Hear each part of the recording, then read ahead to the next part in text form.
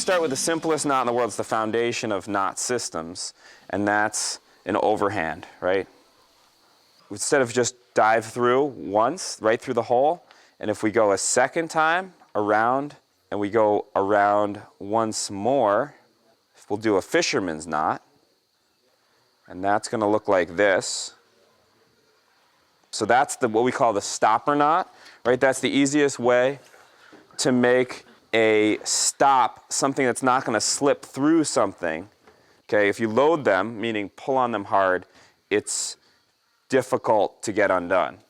So the strongest, most secure way to make a loop involves a double fisherman's stopper knot. You want to join two ropes, this is what you'll use, which is called a square knot or a reef knot. Or if you're trying to make loops, you can use this, or you're trying to rappel and get down something with a rope. We'll do the most basic knot we have in the world first, right, which is that overhand.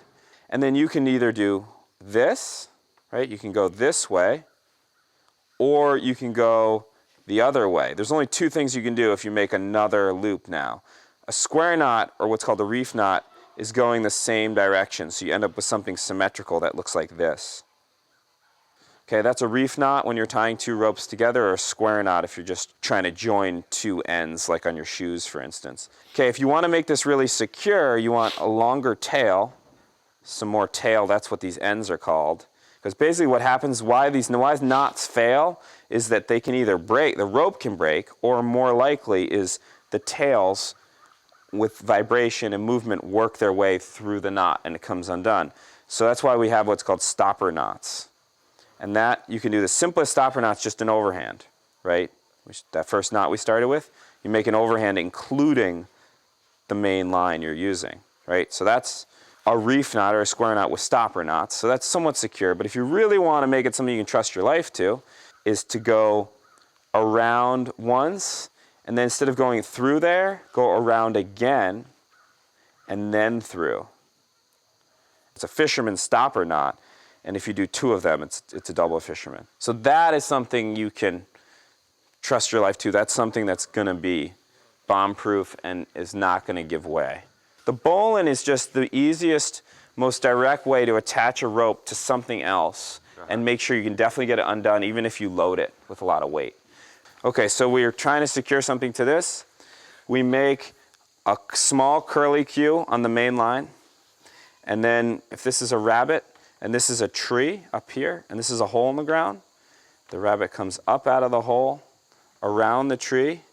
I know it's hard for you to see, I gotta get my hand in front of it. Up out of the hole, around the tree, and back down through the hole, like this. And that's a bowline right there, you see that? And so that now is a knot that will not slip. Let's go through a trucker's hitch. The easiest way to do that's going to be between two posts on the inside of the barn here. How do we attach a rope to this? What's probably the most... Bowline's reliable, it's easy to do, it's fast, and you'll get it undone. So there we've got a bowline. And then over here, we want to pull this and get this rope as taut as possible. Say we're just making a clothesline, right?